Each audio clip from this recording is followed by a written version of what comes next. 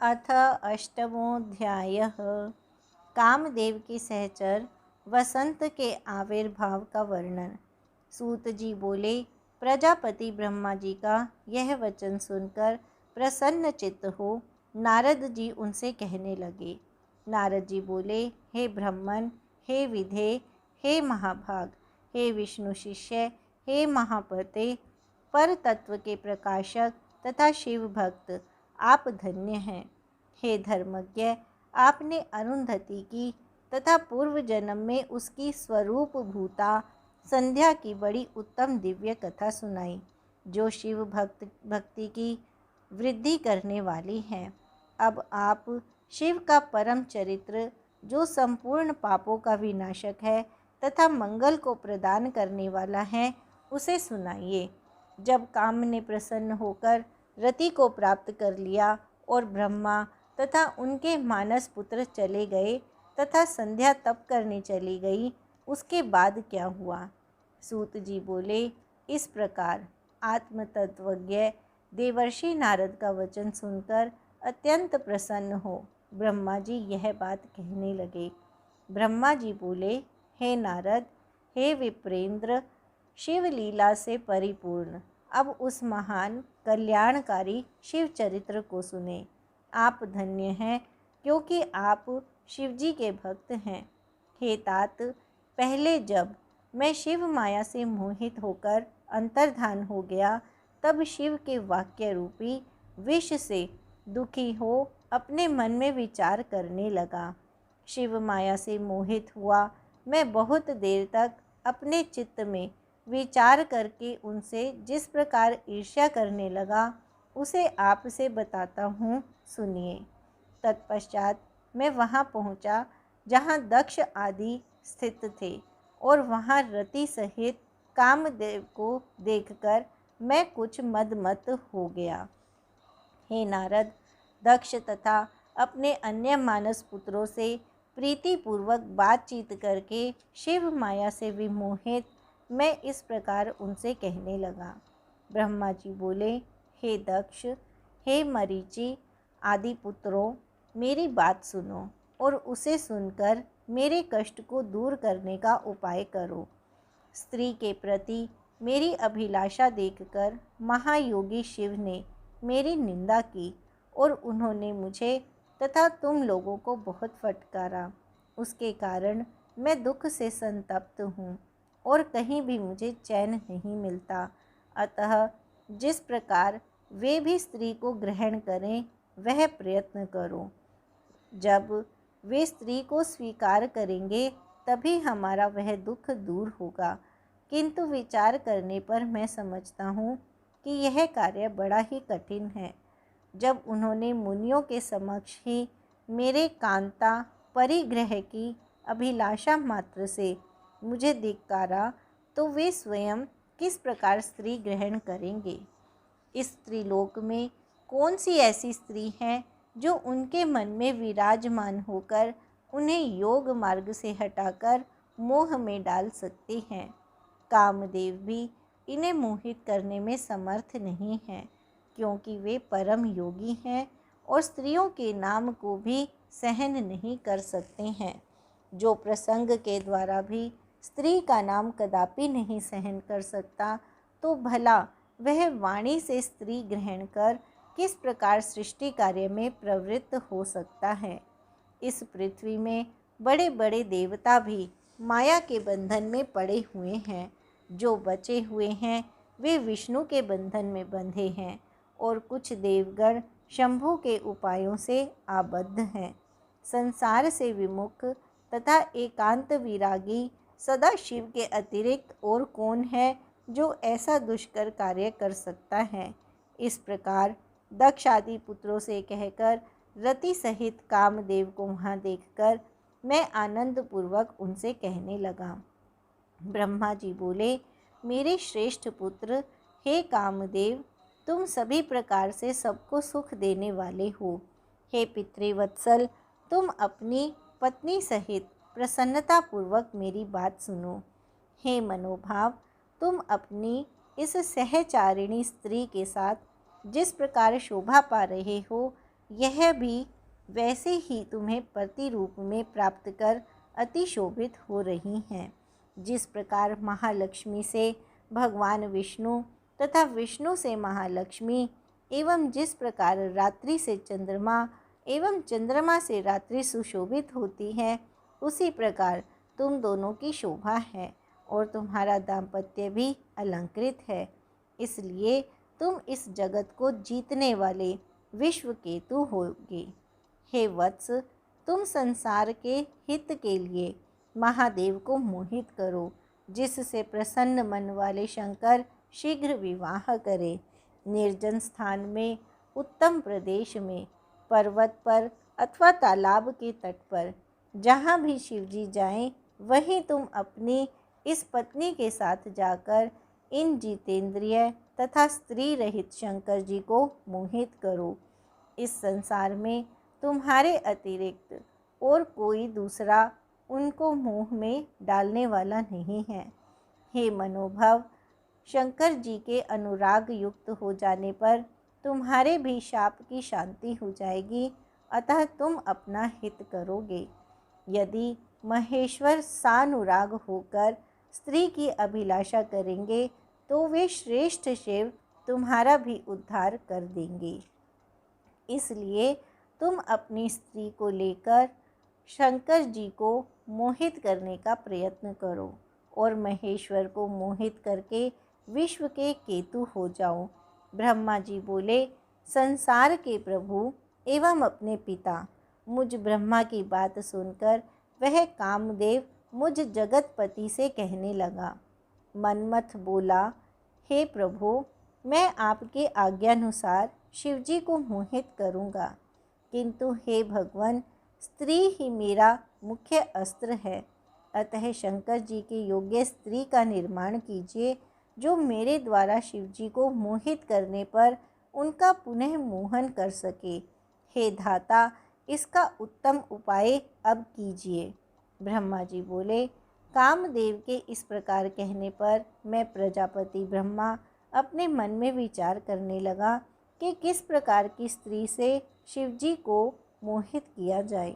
इस प्रकार चिंता में निमग्न हुए मुझसे जो श्वास निकला, उसी से पुष्प समूहों से विभूषित वसंत उत्पन्न हुआ। उसके शरीर की कांति लाल कमल के समान थी, उसकी आंखें विकसित कमल के समान थी, उसका मुख संध्या के समय उदय हुए पूर्ण चंद्रमा के समान मनोहर था, उसकी नासिका भी बहुत सुंदर थी, उसके चरणों में सींग के समान आवर्त थे, वह काले तथा घुंघराले केशों से शोभायमान हो रहा था। संध्याकालीन सूर्य के सदृश 2 कुंडलों से वह सुशोभित था। मतवाले हाथी के समान उसकी चाल थी, उसकी भुजाएं लंबी तथा मोटी थी, उसका कंधा अत्यंत ऊंचा था, उसकी ग्रीवा शंख के समान थी, उसका वक्षस्थल बहुत चौड़ा था, मुखमंडल स्थूल तथा सुंदर था, उसके सभी अंग सुंदर थे, वह श्याम वर्ण का था। सभी लक्षणों से युक्त वह सबको मोहित करने वाला, काम को बढ़ाने वाला तथा अत्यंत दर्शनीय था। इस प्रकार पुष्प गुच्छों से सुशोभित हुए वसंत के उत्पन्न होते ही सुगंधित वायु चलने लगी, वृक्ष भी फूलों से लद गए, सैकड़ों कोयलें मधुर पंचम स्वर में बोलने लगीं और बावलियाँ विकसित तथा स्वच्छ कमलों से युक्त हो गई। इस प्रकार उत्पन्न हुए उस श्रेष्ठ वसंत को देखकर मैं ब्रह्मा कामदेव से मधुर शब्दों में कहने लगा। ब्रह्मा जी बोले, हे पुत्र, कामदेव तुल्य यह वसंत अब तुम्हारे लिए अनुकूल मित्र उत्पन्न हो गया है। अब यह तुम्हारी सब प्रकार से सहायता करेगा। जिस प्रकार पवन अग्नि का मित्र बनकर सदा उसका उपकार करता रहता है, उसी प्रकार यह वसंत भी तुम्हारा मित्र बनकर सदा तुम्हारे साथ रहेगा। रमण में हेतु होने के कारण यह तुम्हारे साथ निवास करेगा, इसलिए इसका नाम वसंत होगा। लोक का अनुरंजन तथा तुम्हारा अनुगमन ही इसका कार्य होगा। वसंतकालीन यह मलयानिल इस वसंत का श्रृंगार बनकर इसके मित्र रूप से बना रहेगा, जो सदा तुम्हारे अधीन रहेगा। जिस प्रकार तुम्हारे मित्र रहते हैं, उसी प्रकार ये बिब्बोक आदि हाव तथा 64 कलाएं रति के साथ सुहृद होकर रहेंगी।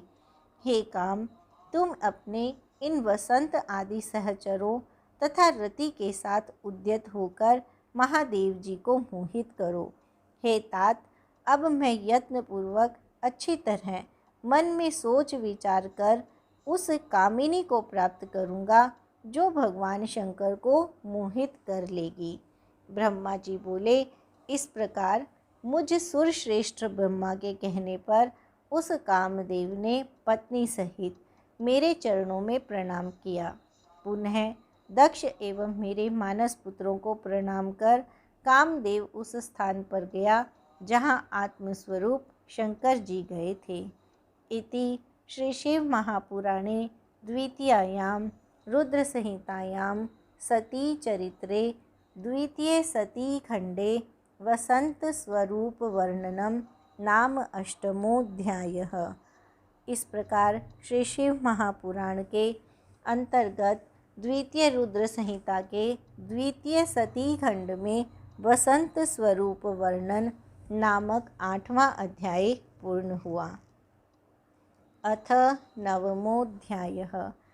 कामदेव द्वारा भगवान शिव को विचलित न कर पाना। ब्रह्मा जी द्वारा कामदेव के सहायक मारगणों की उत्पत्ति। ब्रह्मा जी का उन सबको शिव के पास भेजना, उनका वहाँ विफल होना, गणों सहित कामदेव का वापस अपने आश्रम को लौटना। ब्रह्मा जी बोले, हे मुनीश्वर, अनुचरों के साथ उस काम के शिव स्थान में पहुँच जाने पर अद्भुत चरित्र हुआ, उसे सुनिए। सभी लोगों को मोहित करने वाले उस महावीर काम ने वहाँ पहुंचकर अपना प्रभाव फैला दिया और सभी प्राणियों को मोहित कर लिया। हे मुने, वसंत ने भी महादेव जी को अपना मोहित करने वाला प्रभाव दिखाया, जिससे समस्त वृक्ष एक साथ ही फूलों से लद गए। उस समय काम ने रति के साथ शिव को मोहित करने के लिए अनेक यत्न किए, जिससे सभी शिव उसके वशीभूत हो गए, किंतु गणों सहित शिव जी उसके वश में नहीं हुए। हे मुने, इस प्रकार चेष्टा करते हुए जब वसंत सहित उस काम के समस्त प्रयत्न निष्फल हो गए, तब वह अहंकार रहित हो गया और लौटकर अपने स्थान पर चला गया। हे मुने, मुझ ब्रह्मा को प्रणाम कर उदासीन तथा अभिमान रहित वह कामदेव गदगद वाणी से मुझसे कहने लगा।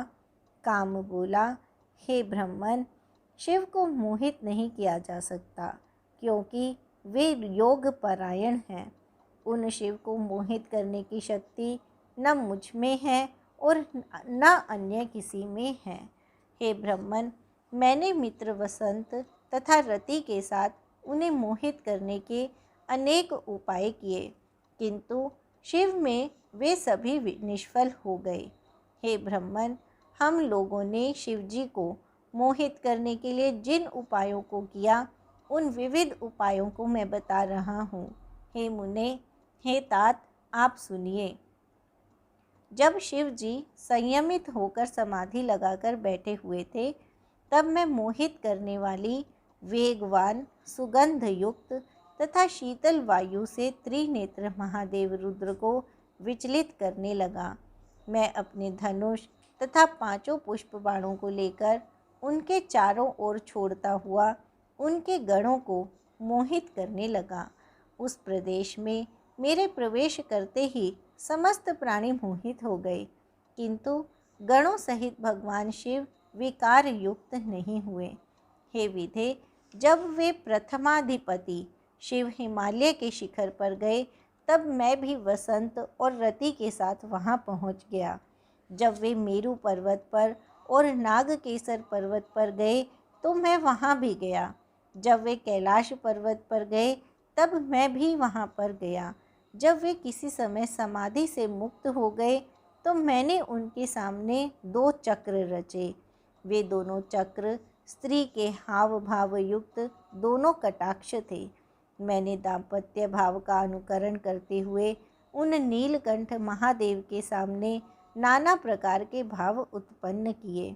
पशुओं तथा पक्षियों ने भी उनके सामने स्थित होकर गणों सहित शिवजी को मोहित करने के लिए मोहकारी भाव प्रदर्शित किए। रसोत्सुक हुए मयूर के जोड़े ने अनेक प्रकार की गतियों का सहारा लेकर विविध प्रकार के भाव उनके आगे पीछे प्रदर्शित किए, किंतु मेरे प्राणों को कभी भी अवकाश नहीं मिला। मैं यह सत्य कह रहा हूँ। हे लोकेश, शिवजी को मोहित करने की शक्ति मुझ में नहीं है। इस वसंत ने भी उन्हें मोहित करने के लिए जो जो उचित उपाय किए हैं, हे महाभाग, उन्हें आप सुने। मैं सत्य सत्य कह रहा हूँ।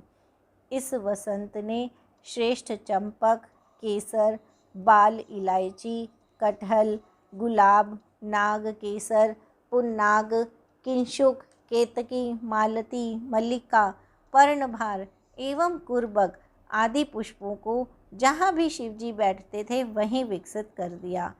इस वसंत ने शिवजी के आश्रम में तालाब के सभी फूले हुए कमलों को मलय पवनों से यत्नपूर्वक अत्यंत सुगंधित कर दिया। सभी लताएं फूल से युक्त और अंकुर समूह के साथ सन्निकट के वृक्षों में बड़े प्रेम से लिपट गईं। सुगंधित पवनों से खिले हुए फूलों से युक्त उन वृक्षों को देखकर मुनि भी काम के वशीभूत हो गए। फिर अन्य की तो बात ही क्या। इतना होने पर भी मैंने शंकर जी के मोहित होने का ना कोई लक्षण देखा, ना तो उनमें कोई काम का भाव ही उत्पन्न हुआ। इतना सब कुछ करने पर भी शंकर ने मेरे ऊपर रंच मात्र भी क्रोध नहीं किया। इस प्रकार सब कुछ देखकर तथा उनकी भावना को जानकर मैं शिवजी को मोहित करने के प्रयास से विरत हो गया। इसका कारण आपसे निवेदन कर रहा हूँ। समाधि छोड़ देने पर हम लोग उनकी दृष्टि के सामने क्षण मात्र भी टिक नहीं सकते। उन रुद्र को कौन मोहित कर सकता है। हे ब्राह्मण, जलती हुई अग्नि के समान प्रकाशित नेत्रों वाले तथा जटा धारण करने से महाविकराल उन कैलाश पर्वत निवासी शिवजी को देखकर उनके सामने कौन खड़ा रह सकता है। ब्रह्मा जी बोले, इस प्रकार काम के वचन को सुनकर मैं चतुरानन ब्रह्मा चिंतामग्न हो गया और बोलने की इच्छा करते हुए भी कुछ बोल न सका। मैं कामदेव शिव को मोहित करने में समर्थ नहीं हूँ। हे मुने, उसका यह वचन सुनकर मैं बड़े दुख के साथ उष्ण श्वास लेने लगा। उस समय मेरे निश्वास अनेक रूपों वाले महाबलवान लपलपाती जीभ वाले चंचल तथा अत्यंत भयंकर गणों के रूप में परिणत हो गए। उन गणों ने भेरी, मृदंग आदि अनेक प्रकार के असंख्य विकराल महाभयंकर बाजे बजाना प्रारंभ किया। मेरे निश्वास से उत्पन्न वे महागण मुझ ब्रह्मा के सामने ही मारो काटो ऐसा बोलने लगे। मारो काटो ऐसा बोलने वाले उन गणों के शब्दों को सुनकर वह काम मुझ ब्रह्मा से कहने लगा। हे मुने, हे ब्राह्मण, इस प्रकार उस काम ने मेरी आज्ञा लेकर उन सभी गणों की ओर देखकर उन्हें ऐसा करने से रोकते हुए गणों के सामने ही मुझसे कहना प्रारंभ किया। काम बोला, हे ब्राह्मण, हे प्रजानाथ, हे सृष्टि के प्रवर्तक, ये कौन विकराल एवं भयंकर वीर उत्पन्न हो गए।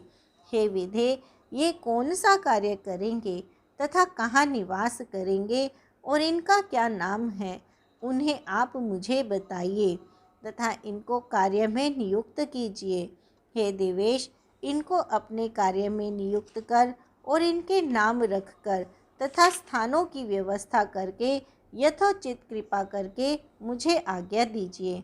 ब्रह्मा जी बोले, हे मुने, उस काम की बात सुनकर उनके कार्य आदि का निर्देश करते हुए लोककर्ता मैंने काम से कहा, हे काम, उत्पन्न होते ही इन सब ने बारंबार मार्य मार्य इस प्रकार का शब्द कहा है, इसलिए इनका नाम मार होना चाहिए।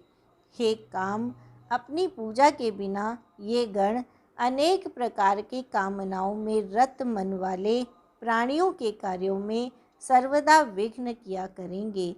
हे कामदेव, तुम्हारे अनुकूल रहना ही इनका मुख्य कार्य होगा और ये तुम्हारी सहायता में सदा तत्पर रहेंगे, इसमें संशय नहीं है। जब जब और जहाँ जहाँ तुम अपने कार्य के लिए जाओगे, तब तब वहाँ वहाँ ये तुम्हारी सहायता के लिए जाएंगे। ये तुम्हारे अस्त्रों से वशवर्ती प्राणियों के चित्त में सदैव भ्रांति उत्पन्न करेंगे और ज्ञानियों के ज्ञान मार्ग में विघ्न डालेंगे। ब्रह्मा जी बोले, हे मुनि सत्तम, मेरे इस वचन को सुनकर रति और वसंत सहित वह कामदेव कुछ प्रसन्न मुख हो गया। मेरी बात को सुनकर वे सभी गण अपने अपने स्वरूप से मुझे तथा कामदेव को चारों ओर से घेर कर बैठ गए। इसके बाद मुझ ब्रह्मा ने काम से प्रेम पूर्वक कहा, हे मदन, मेरी बात मानो, तुम इन गणों को साथ लेकर शिव को मोहित करने के लिए पुनः जाओ। अब तुम इन मार गणों के साथ मन लगाकर ऐसा प्रयत्न करो जिससे स्त्री ग्रहण करने के लिए शिवजी को मोह हो जाए। हे देवर्षे, मेरी बात सुनकर काम गौरव का ध्यान रखते हुए मुझे प्रणाम करके विनय पूर्वक मुझसे पुनः यह वचन कहने लगा। काम बोला, हे तात, मैंने शिव को मोहित करने के लिए भली भांति प्रयत्न पूर्वक प्रयास किए हैं, किंतु उनको मोह नहीं हुआ, न आगे होगा और वर्तमान में भी वे मोहित नहीं हैं। किंतु आपकी वाणी का गौरव मानकर इन मारगणों को देखकर आपकी आज्ञा से मैं पुनः वहाँ पत्नी सहित जाऊँगा। हे ब्राह्मण, मैंने मन में यह निश्चय कर लिया है कि उन्हें मोह नहीं होगा और हे विधे, मुझे यह शंका है कि इस बार कहीं वे मेरे शरीर को भस्म ना कर दें। हे मुनीश्वर, ऐसा कहकर वह कामदेव वसंत, रति तथा मारगणों के साथ लेकर भयपूर्वक शिवजी के स्थान पर गया। वहाँ जाकर कामदेव ने पहले के समान ही अपना प्रभाव दिखाया तथा वसंत ने भी अनेक प्रकार की बुद्धि का प्रयोग करते हुए बहुत उपाय किए। मारगणों ने भी वहाँ बहुत उपाय किए, किंतु परमात्मा शंकर को कुछ भी मोह ना हुआ। तब वह कामदेव लौटकर पुनः मेरे पास आया। समस्त मारगण भी अभिमान रहित तथा उदास होकर मेरे सामने खड़े हो गए।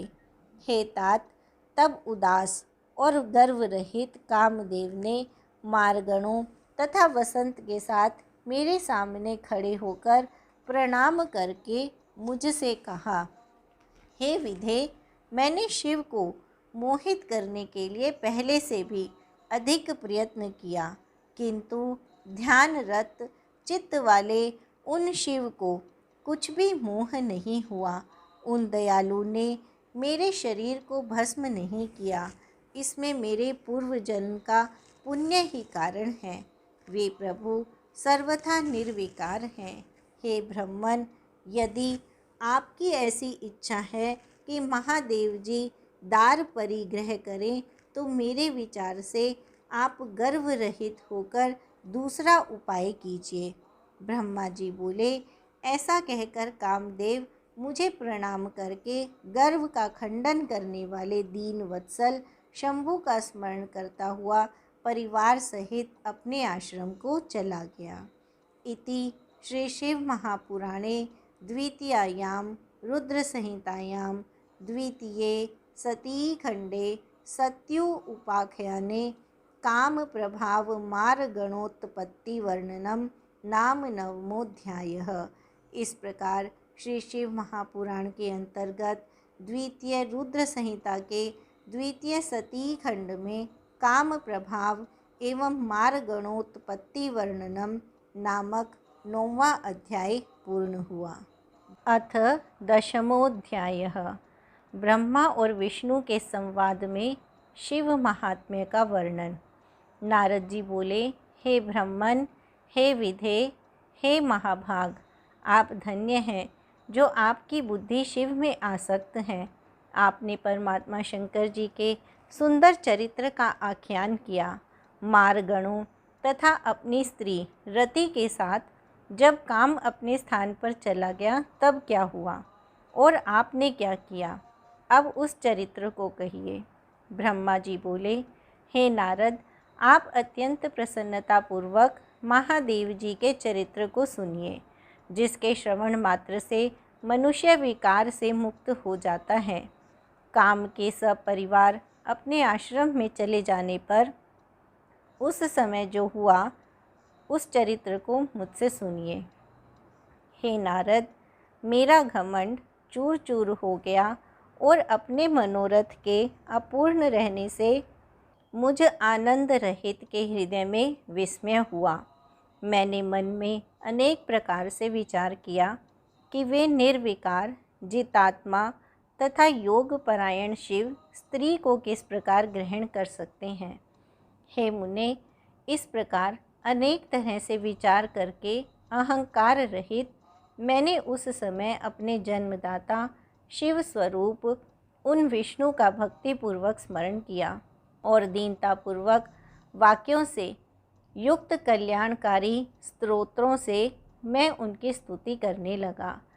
उसे सुनकर चतुर्भुज, कमल नयन, शंख पद्म गदाधारी, पीतांबर से सुशोभित तथा श्याम वर्ण के शरीर वाले भक्त प्रिय भगवान विष्णु शीघ्र ही मेरे सम्मुख प्रकट हो गए। उस प्रकार के रूप वाले शरणागत वत्सल उन भगवान को देखकर मैंने पुनः प्रेम से गदगद वाणी में बार बार उनकी स्तुति की। अपने भक्तों के दुख को दूर करने वाले भगवान विष्णु उस स्तोत्र को सुनकर अत्यंत प्रसन्न हो मुझ शरणागत ब्रह्मा से कहने लगे। विष्णु जी बोले, हे विधे, हे ब्रह्मन, हे महाप्राज्ञ, आप धन्य हैं। हे लोककर्ता, आपने आज किस लिए मेरा स्मरण किया और किस लिए आप मेरी स्तुति कर रहे हैं। आपको कौन सा महान दुख हो गया है, उसे अभी बताइए। उस संपूर्ण दुख का मैं नाश करूँगा, इसमें संदेह नहीं करना चाहिए। ब्रह्मा जी बोले, हे नारद, विष्णु के इन वचनों को सुनकर मैंने दीर्घ श्वास लिया और हाथ जोड़कर प्रणाम करके विष्णु से यह वचन कहा, हे देव देव, हे रमानाथ, मेरी बात सुनिए और हे मानद, उसे सुनकर दया करके मेरा दुख दूर कीजिए तथा मुझे सुखी कीजिए। हे विष्णु, मैंने रुद्र के सम्मोहन के लिए सपरिवार मारगण तथा वसंत के साथ काम को भेजा था। उन्होंने शिवजी को मोहित करने के लिए अनेक प्रकार के उपाय किए, परंतु वे सब निष्फल हो गए। उन समदर्शी योगी को मोह नहीं हुआ। मेरा यह वचन सुनकर शिव तत्व के ज्ञाता, विज्ञानी तथा सब कुछ देने वाले वे विष्णु विस्मित होकर मुझसे कहने लगे। विष्णु जी बोले, हे पितामह, आपकी इस प्रकार की बुद्धि किस कारण से हो गई है। हे ब्रह्मन, अपनी सद्बुद्धि से सब विचार कर मुझसे सत्य सत्य उसे कहिए। ब्रह्मा जी बोले, हे तात, अब उस चरित्र को सुनिए। यह आपकी माया मोहने वाली है। सुख दुख में यह सारा जगत उसी के अधीन है। उसी माया के द्वारा प्रेरित होकर मैं इस प्रकार का पाप करने के लिए प्रवृत्त हुआ हूँ। हे देवेश, आपकी आज्ञा से मैं कह रहा हूँ, आप उसे सुनिए। सृष्टि के प्रारंभ में मेरे दक्ष आदि 10 पुत्र उत्पन्न हुए और मेरी वाणी से एक परम सुंदरी कन्या भी उत्पन्न हुई, जिसमें धर्म मेरे वक्ष स्थल से, काम मन से तथा अन्य पुत्र मेरे शरीर से उत्पन्न हुए। हे हरे, कन्या को देखकर मुझे मोह हो गया। मैंने आपकी माया से मोहित होकर जब उसे कुदृष्टि से देखा, तब उसी समय महादेव जी ने आकर मेरी तथा मेरे पुत्रों की निंदा की। हे नाथ, उन्होंने स्वयं को श्रेष्ठ तथा प्रभु मानकर ज्ञानी, योगी, जितेंद्रिय, भोग रहित मुझ ब्रह्मा को तथा मेरे पुत्रों को धिक्कारा। हे हरे, मेरे पुत्र होकर भी शिव ने सबके सामने ही मेरी निंदा की। यही मुझे महान दुख है, इसे मैंने आपके सामने कह दिया। यदि वे पत्नी ग्रहण कर लें तो मैं सुखी हो जाऊंगा और मेरे मन का कष्ट दूर हो जाएगा। हे केशव, इसलिए मैं आपकी शरण में आया हूँ।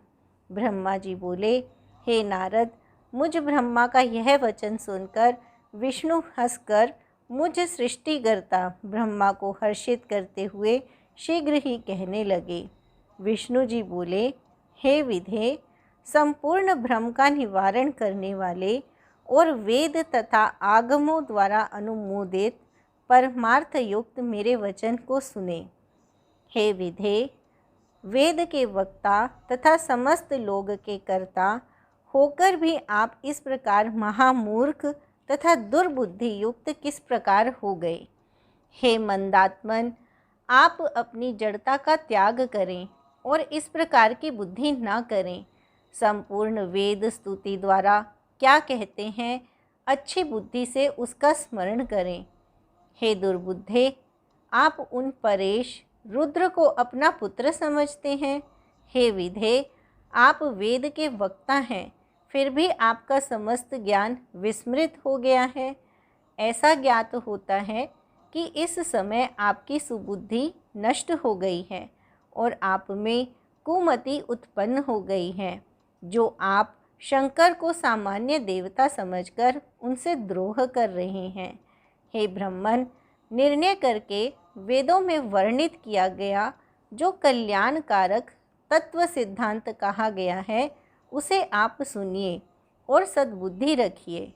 शिवजी ही समस्त सृष्टि के कर्ता, भर्ता, हर्ता, परात्पर, परब्रह्म, परेश, निर्गुण, नित्य, अनिर्देश्य, निर्विकार, परमात्मा, अद्वैत, अच्युत, अनंत, सबका अंत करने वाले, स्वामी, व्यापक, परमेश्वर, सृष्टि पालन संहार को करने वाले, सत्व रज तम, इन 3 गुणों से युक्त, सर्वव्यापी, रज सत्व तम रूप से ब्रह्मा, विष्णु तथा महेश्वर नाम धारण करने वाले, माया से भिन्न, इच्छा रहित, माया स्वरूप, माया रचने में प्रवीण, सगुण, स्वतंत्र, अपने में आनंदित रहने वाले, निर्विकल्पक, अपने में ही रमण करने वाले, द्वंद्व से रहित, भक्तों के अधीन रहने वाले, उत्तम शरीर वाले, योगी, सदा योग में निरत रहने वाले,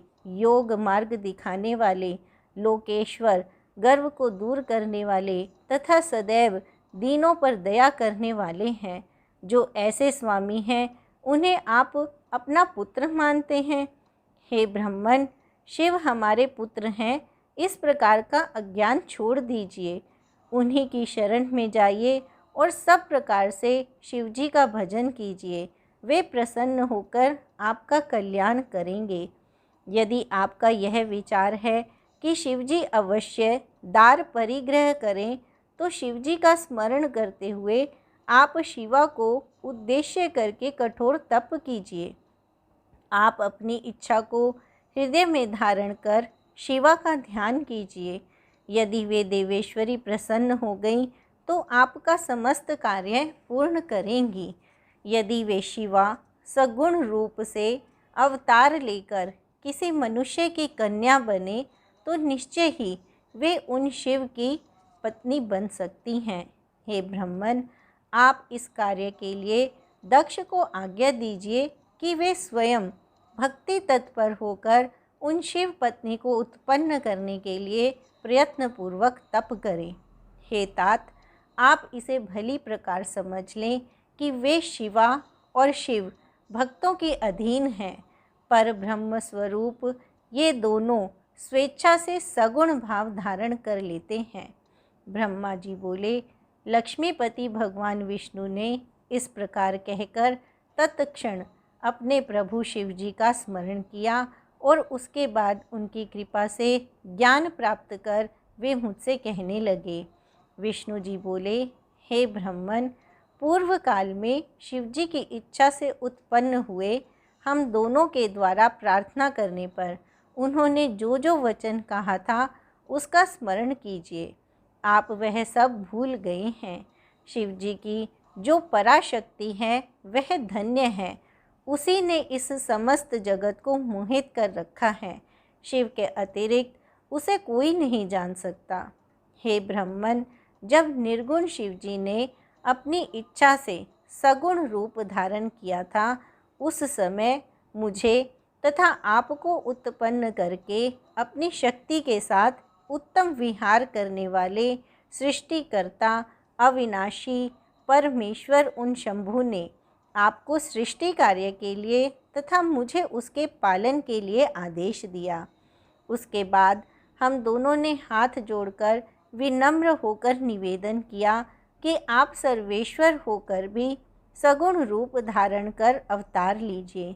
ऐसा कहने पर करुणामय तथा अनेक प्रकार की लीलाएं करने में प्रवीण उन स्वामी शिव जी ने आकाश की ओर देखकर हंसते हुए प्रेम पूर्वक कहा, हे विष्णु, मेरा ऐसा ही परम रूप ब्रह्मा जी के अंग से प्रकट होगा, जो लोक में रुद्र नाम से प्रसिद्ध होगा। वह मेरा पूजनीय पूर्ण रूप आप दोनों के समस्त कार्य को पूरा करने वाला, जगत का लय करता, सभी गुणों का अधिष्ठाता, निर्विशेष तथा उत्तम योग करने वाला होगा। यद्यपि त्रिदेव मेरे स्वरूप हैं, किंतु हर मेरे पूर्ण रूप होंगे। इसी प्रकार हे पुत्रों, उमा के भी 3 प्रकार के रूप होंगे। लक्ष्मी विष्णु की पत्नी, सरस्वती ब्रह्मा की पत्नी और पूर्ण रूपा सती रुद्र की पत्नी होंगी। विष्णु जी बोले, हे ब्राह्मण, भगवान महेश्वर ऐसा कहकर हम दोनों पर कृपा करके अंतर्धान हो गए। उसके बाद हम दोनों सुखी होकर अपने अपने कार्यों में लग गए। हे ब्राह्मण, समय पाकर हम दोनों ने स्त्री ग्रहण कर ली, किंतु शंकर जी ने नहीं। वे रुद्र नाम से अवतीर्ण हुए हैं और कैलाश पर्वत पर रहते हैं। हे प्रजेश्वर, वे शिवा सती नाम से अवतीर्ण होंगी, अतः उन्हें उत्पन्न होने के लिए हम दोनों को यत्न करना चाहिए। परम कृपा करके वे विष्णु ऐसा कहकर अंतर्धान हो गए। तब मैं शिवजी के प्रति ईर्ष्या रहित होकर अत्यधिक प्रसन्न हो गया। इति श्री शिव महापुराणे द्वितीयायां रुद्र संहितायां द्वितीये सती खंडे ब्रह्म विष्णु संवादो नाम 10वाध्यायः। इस प्रकार श्री शिव महापुराण के अंतर्गत द्वितीय रुद्र संहिता के द्वितीय सती खंड में ब्रह्मा और विष्णु का संवाद नामक 10वां अध्याय पूर्ण हुआ।